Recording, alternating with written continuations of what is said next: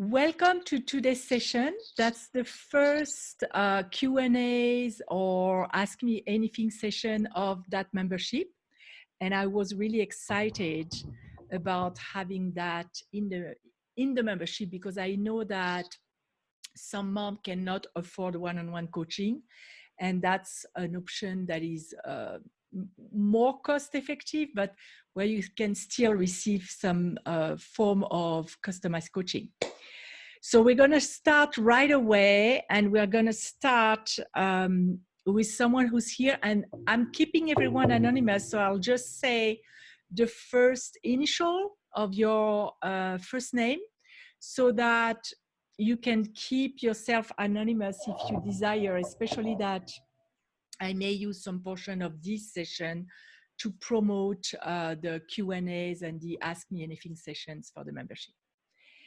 So let me grab, actually, so Kay, I know you're here and you have a question. I would like you to enunciate your question since you're here live. That's a great opportunity for us to do that live. Okay. So go ahead. What was your question? What was your, I know you have a situation with your 13-year-old. That's correct. So my 13-year-old is a daughter, and so I had set a limit a while back when she got her phone that she needed to give me her passcode so that I would be able to have access to spot check her messages and just make sure that not so much that I didn't think she would get into trouble, but that something may come across that she's not prepared for or doesn't understand, or maybe she's getting, messages from other people that, are harmful to her. Yes. So that's what we had set up. And I used to, last year, I was able to sort of, I would check it when she went to bed, every once in a while. I wasn't on it like an addiction, but I would pop in every couple months just to kind of scan it. She's older now, and so she's going to bed when I'm going to bed, and it's just I'm not going to stay up until after midnight to try and scan her messages. But then I also feel this uncomfortableness with saying, hand over your phone. I want to check it, and obviously you want to do that sort of thing and kind of surprise them so they don't have an opportunity to get rid of anything that they don't want you to see. But so I feel uncomfortable about that. So I guess I'm revisiting that boundary, or is there something, triggering me, because I know I wouldn't like that. And I don't want someone looking at my stuff. However, I feel like I give her a lot of freedom with her phone. It's locked from, around 9 o'clock until 7 in the morning, other than some, she has text messaging and being able to listen to music, but that's it. She can't go on like Snapchat and TikTok and all the other stuff. Anyhow, so I'm really feeling stuck about it. And like I said, I don't know if it's that there's something in me that it's triggering more so than, the situation itself. Is there something deeper? And I want to feel confident about it as well. You want to feel comfortable even asking for her phone so you can check it. Right. Like, I feel like I can't, like, I know she's so independent driven, and even as a young kid, and now that she's a teen, even more so, she's, stretching that muscle, exercising that muscle of, I want to be independent. Like that, I know I'll face the resistance of, well, why? What do you need to see? Like, just all that stuff. Yeah. And so first, what I hear you say is that there were no issues, you trust her completely, and it was more for in case something came to her that she wasn't prepared from an external predator, like it can happen, or some any kind of danger that you were afraid that she would be exposed to, correct? Correct. What I would do in a case like that is revisit the reasons why you feel that you want to still check her phone to see if they're still valid. So that's on a logical level. What I would like to do now is to do first an inner journey, so you can ask your own wisdom where you stand with that. And then we can do some tapping about it so that you can desensitize the trigger for you. Would that be okay? Yes, that would be great. Okay. So what I'm going to ask you right now is to close your eyes, and for anyone who's working on something that is sensitive for them too, where they really want to know where they stand, they can do the process as well. Close your eyes. Take a few deep breaths. And sink your awareness into your heart. You can even put a hand on your heart.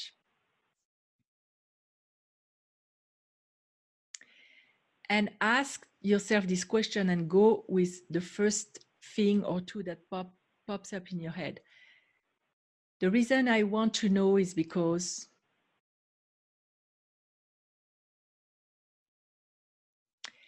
and then the next question is, the reason I am allowed to know is because.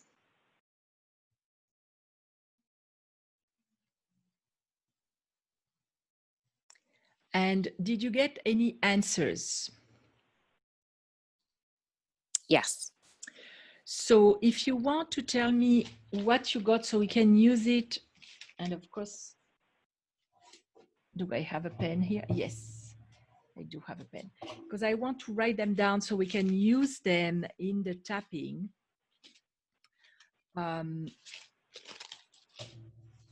So what did come up with you about the reason that you want to know?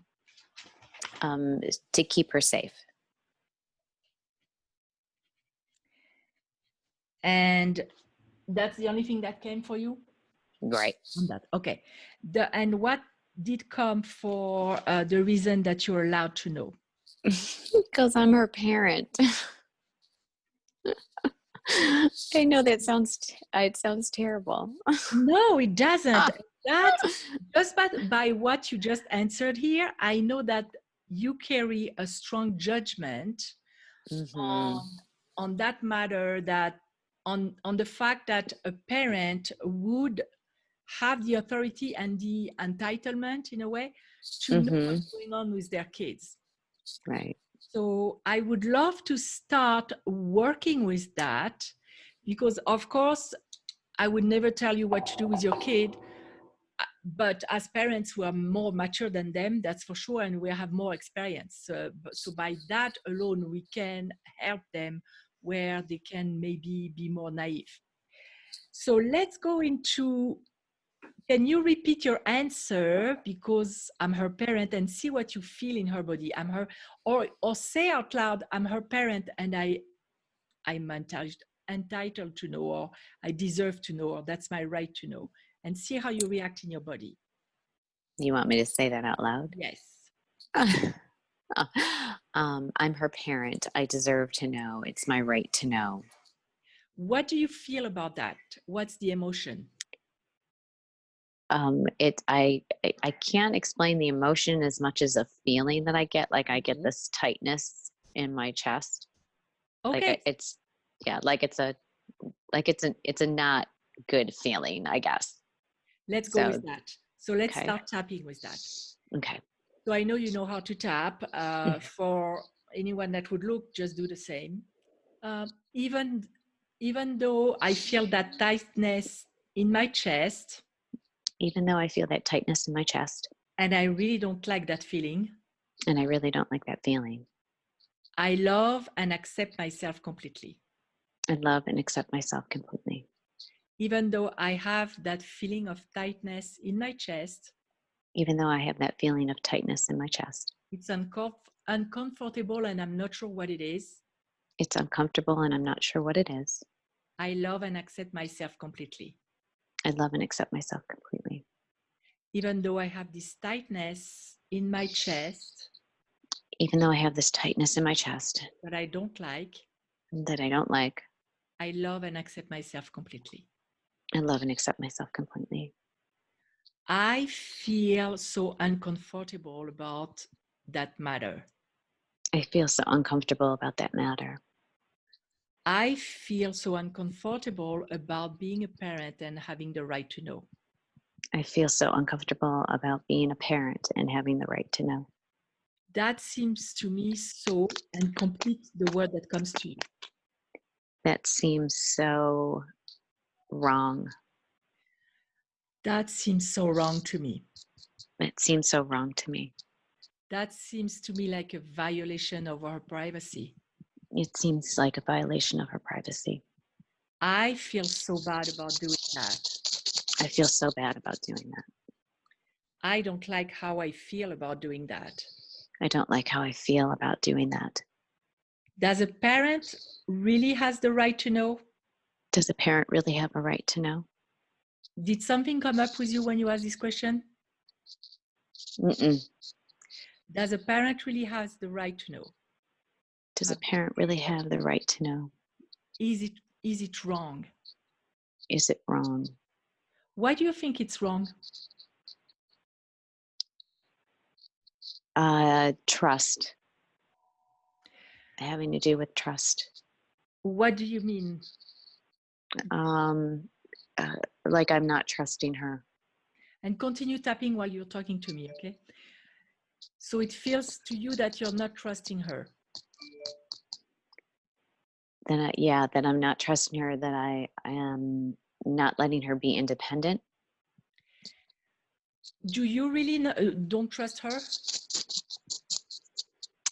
No, it's not that. I do trust her.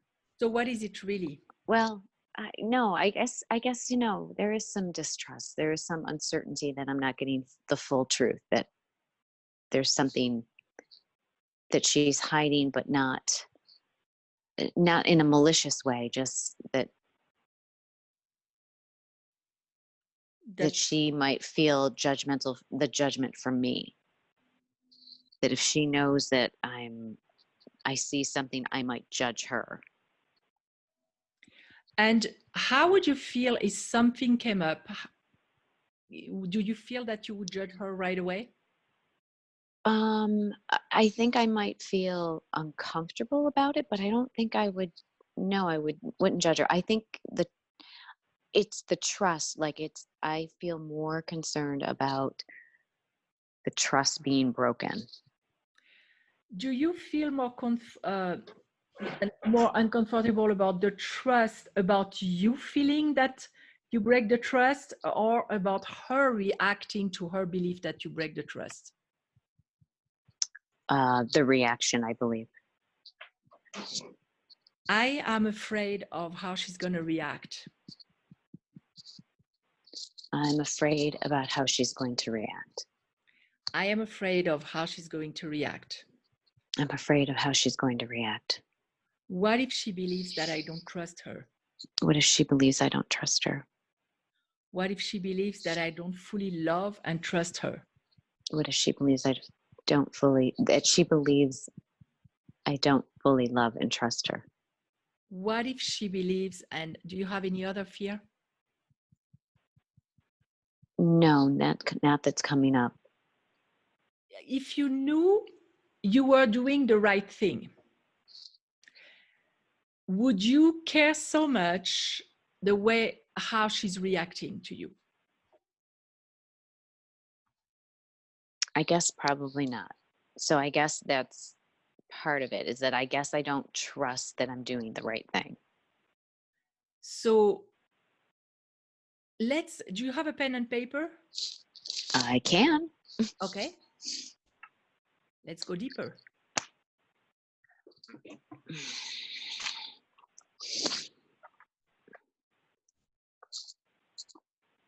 Okay. So start a sentence with let's go with the more evident. I know I'm doing the right thing because.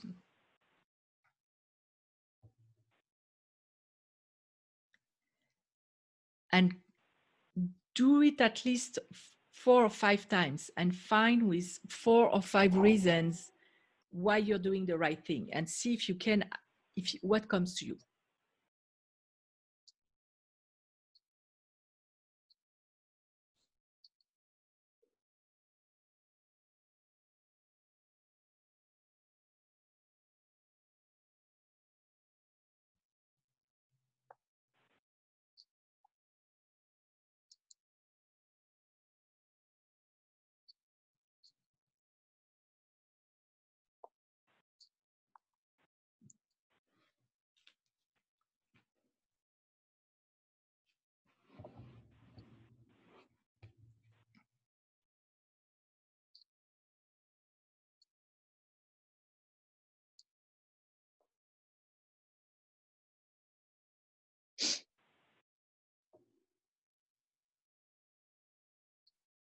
And let me know when you're done. Mm-hmm.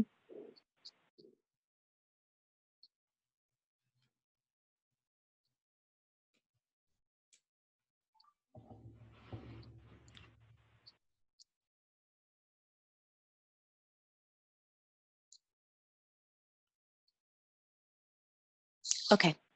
Okay. So what did you find as reasons to know that you're doing the right thing? Okay, so it started out pretty, surface stuff. So keep her safe. She might get the wrong information. I want to help her. Um, 1, 2, 3. Oh, I went. I wrote again. I wrote. I want to keep her safe. That came up twice. And I put down. No one did that for me. And that's a big thing too. Yeah. Because no one did that for you, that may also be part of your why you're having such a strong judgment about it, because it's not something that was normal in your life. Mm-hmm. Let me ask you that. Let's say that she was going to cross a street without looking, and she told you she knew how to do it, or let's take a more teenagery example. She Mm-hmm. was going to drive a car, and Mm-hmm. she assured you that she knows what she's doing, and you know she had a few practice lessons, but she has never been on the freeway, and she's just starting to drive.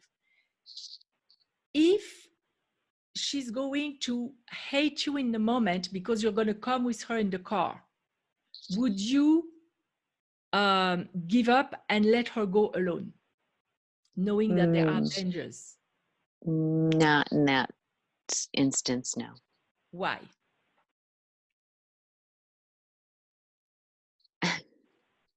Because because it's such a big risk. Yeah, because it's a big risk. Do you believe that there is a real risk if you Okay. let her be without checking her phone? Do you believe that there are risks out there that she could be exposed to because she's only 13 and we live in the world that we're living today?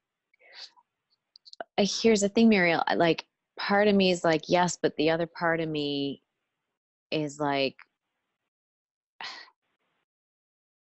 I also know that she's a smart kid and she's not out there looking for something.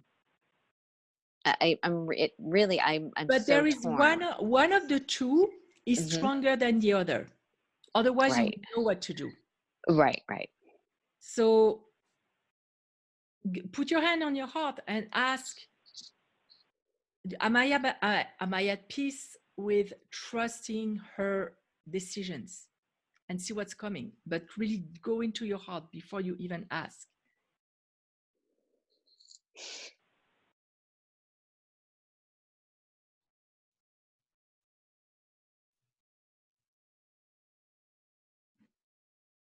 Yeah, I do. I trust her.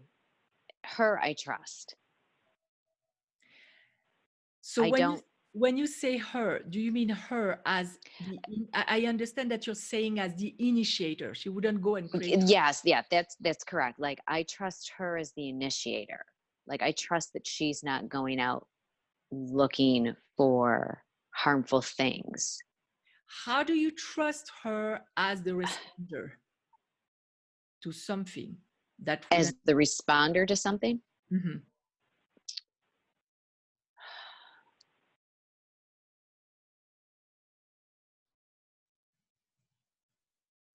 I question it. Then you have your answer.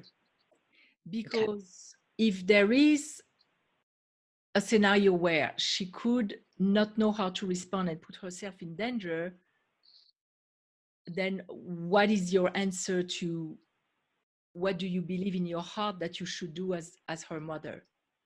I should keep her safe. Exactly.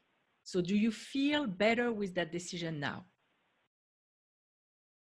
Yes. With my own decision of it, Yes. the other trigger is, then how do I Yeah.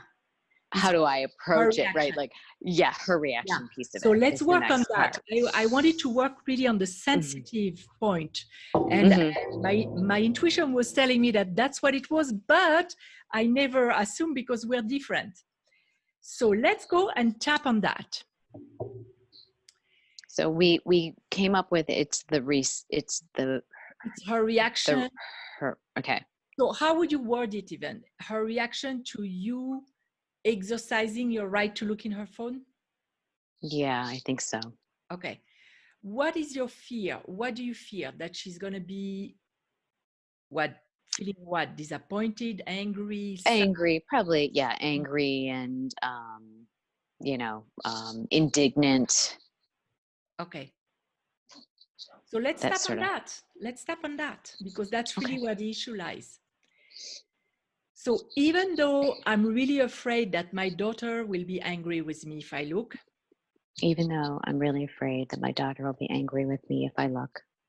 I feel responsible as a parent and I love myself completely. I feel responsible as a parent and I love myself completely. Even though I'm afraid that my daughter will be angry with me if I look.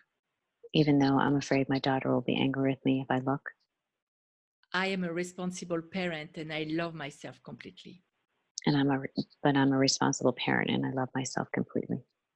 Even though I'm really afraid that she's going to be angry with me if I look.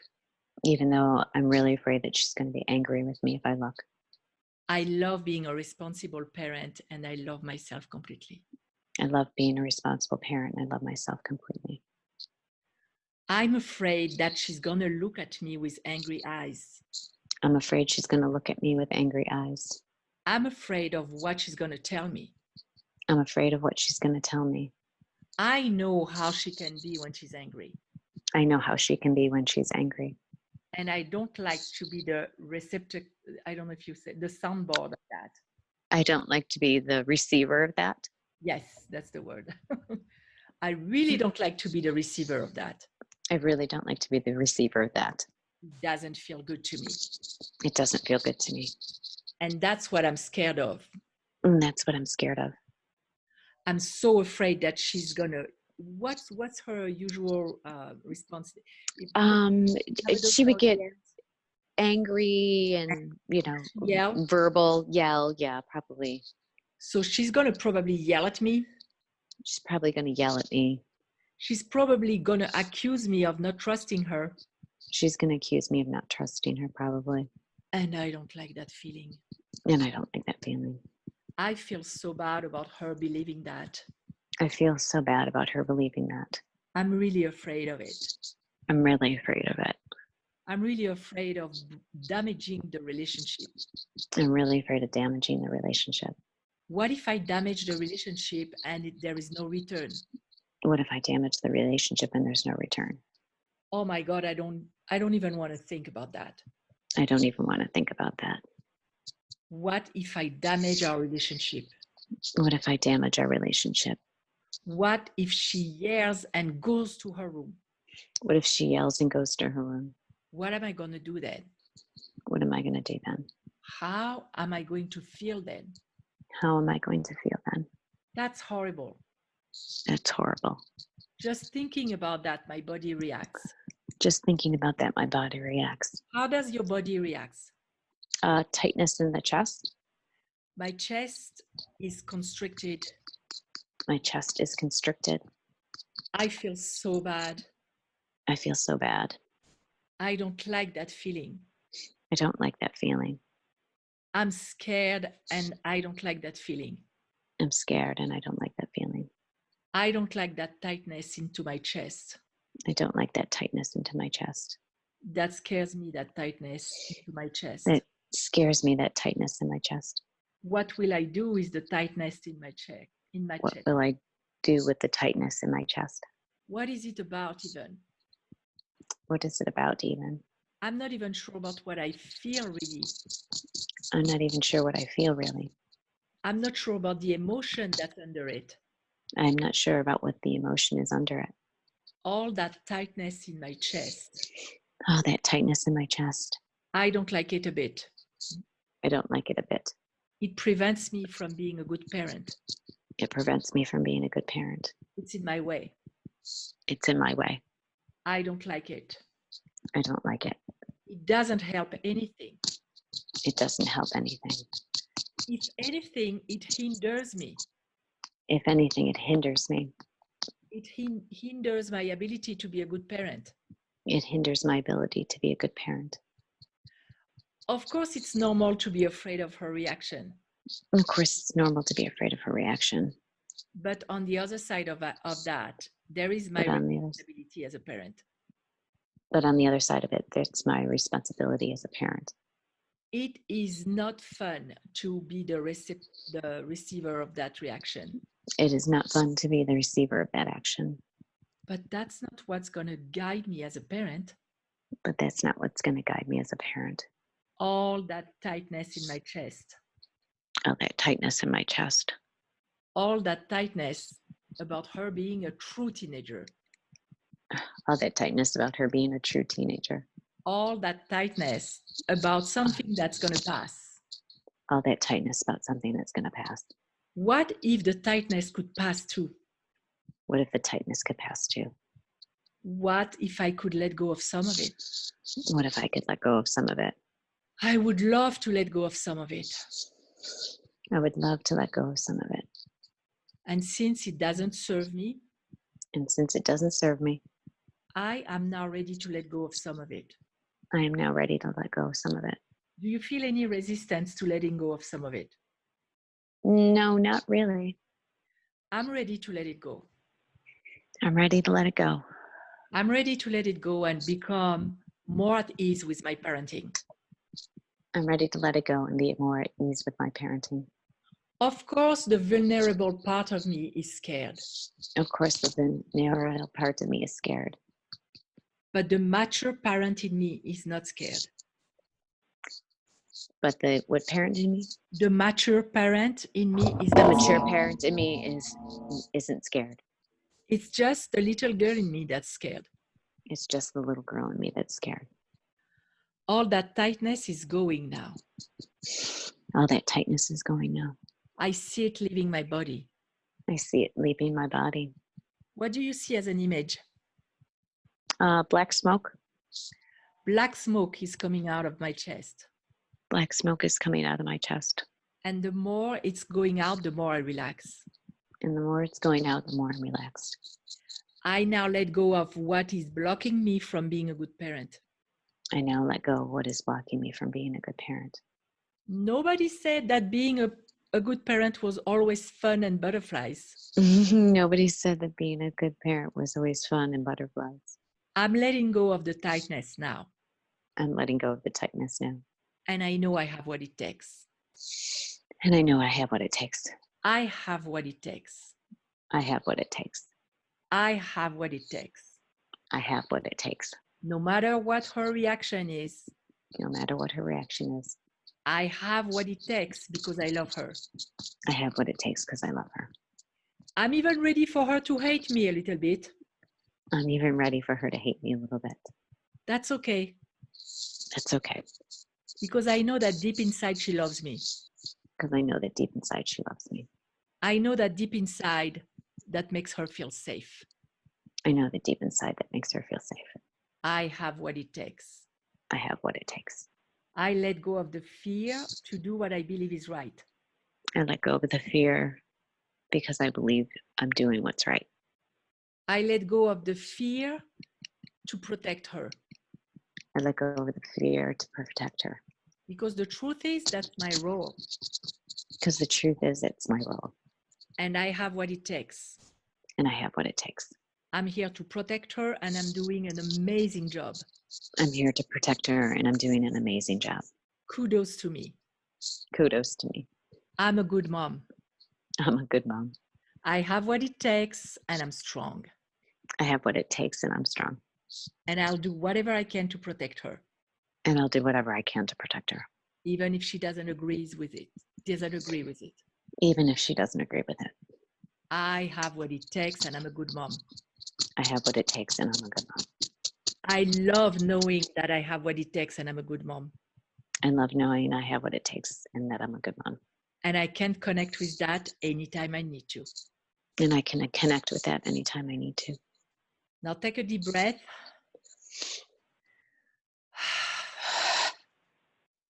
Go back to your scenario. I forgot to rate the intensity at the beginning of the feeling, but go back to your scenario and see, how do you feel regarding you looking in her phone? Is there any change in there? It's eased up. It was probably about an 8 before. It's more like a 6 now. Okay.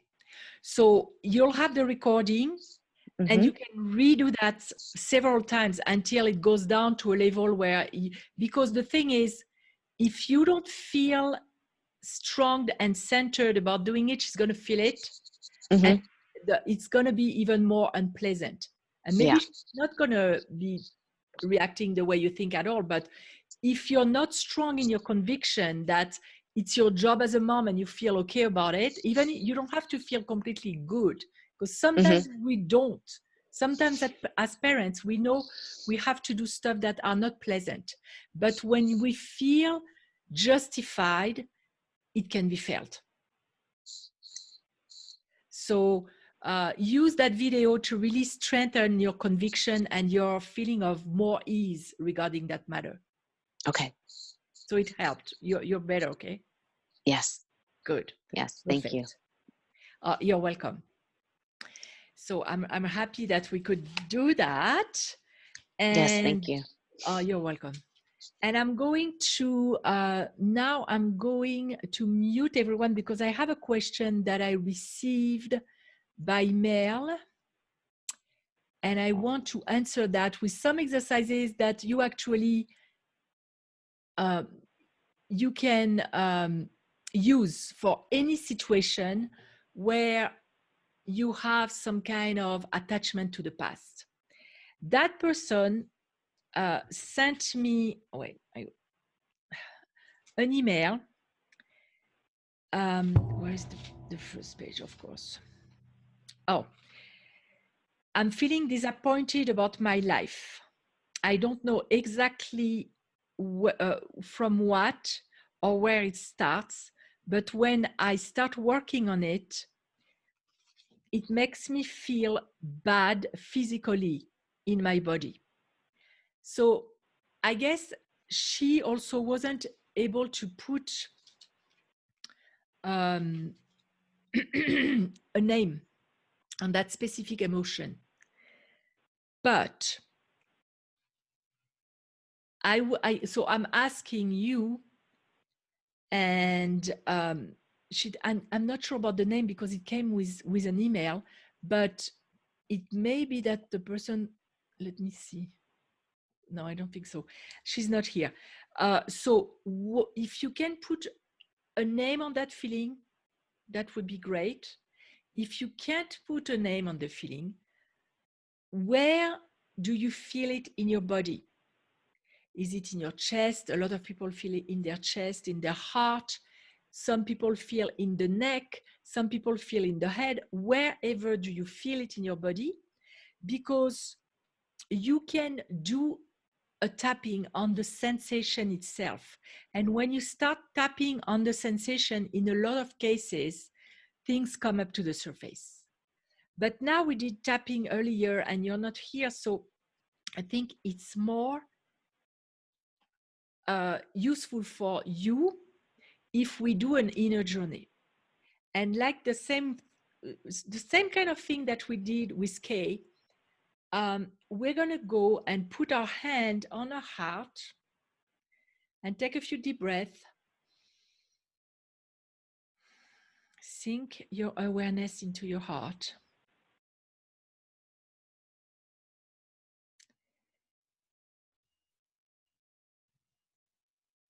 And imagine that your heart is talking to you. Imagine that you connect with your heart. It has been maybe a long time. Maybe you don't connect to your heart on a regular basis, or maybe you do. And now ask your heart as if it was a person in front of you. Maybe you can get an image too. The energy of your heart in front of you. What is the feeling under it? How do I feel about being disappointed?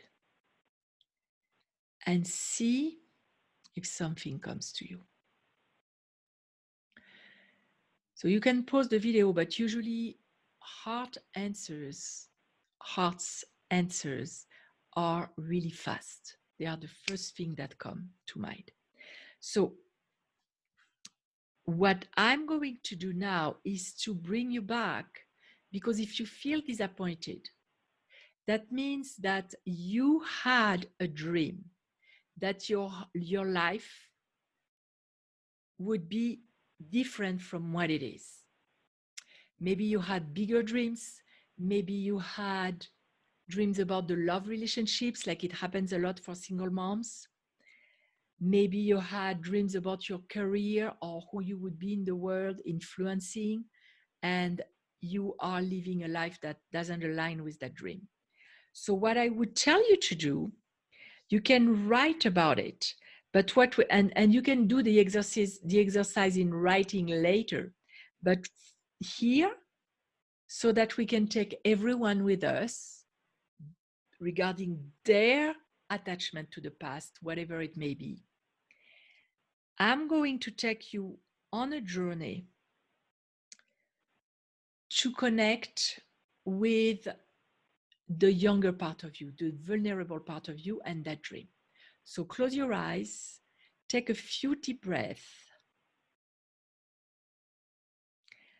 and imagine that you're becoming so small that you can somehow bring your awareness inside yourself, inside your memories where they're located,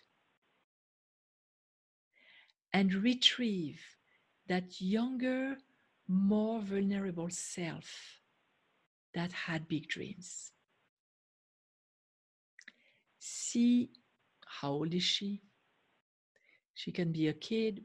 She can also be a younger version of you when you were in your 20s or whenever you had that dream. See if you can connect to her and ask her, what is it about that you're disappointed?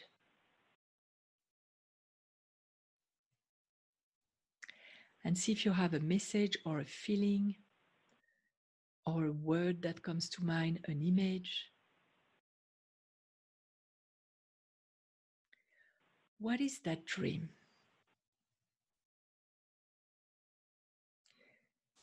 What do you see for yourself? How is your life going to be? Anything that comes to you, trust it. It's your inner wisdom. And most likely, it's going to be something that is not the reality that you're currently living. What is it? If you got something that's marvelous and you have something concrete to work about when you're going to do writing exercises, if you didn't get a precise image or idea, that's okay too. Because you're going to go toward your younger, vulnerable self. and hug her. And what comes to me right now is sadness, but if something else comes to you, work with it. And tell her that you're sorry for this sadness. And now it's time to let go of the dream.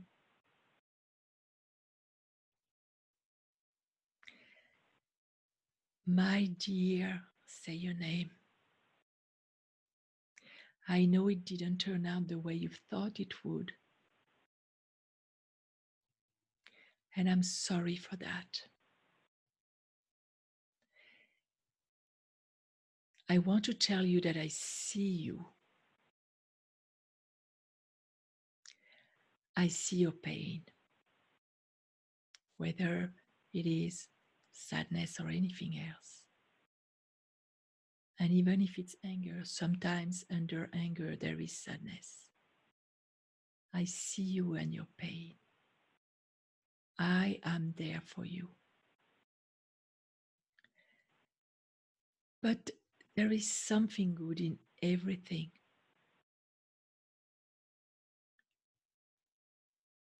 And even though it didn't turn out the way you thought, you gained so much from what you lived. There is so much treasure, so many treasures in your life today. And I would love if you agreed to find them with me. Because I'm here for you and I'll remember you. I'll remember that you wanted a life worth to be lived. And our life is worth it. I'll show it to you. There is love. Think about the people that you love and the people that love you. There is variety. Think about the experiences that you went through. There is overcoming challenges. Think about the challenges you have overcome. There is excitement for what's to come, because you can change anything that you don't like. You're alive. We are alive. Everything is possible. It may be a different version of what you thought it would be, but it can be as interesting, as exciting, as fulfilling as you thought it would be. And together, we are going to do whatever we're inspired to do every day to make your life go into the direction that you want it to be. And I'm talking about the emotional direction. Because what you really wanted was to feel. And in the days to come, you'll tell me what is important for you to feel. And I'll make sure I'll find ways to feel like that. So I now say goodbye to that former dream. And imagine that the dream is living. You put your hands together with the hands of your younger, vulnerable self, like a ball. And the dream that was in both your hands is flying away in the sky, high, high in the sky like a bird. And you wish it well, you wish it goodbye. And you are now ready for the adventure to do it together. Look at her and tell her, that's my promise to you. And so it is. Hug her one more time and then let her go. And put your hand on your heart and come back to your body today, in this moment, at peace. And open your eyes.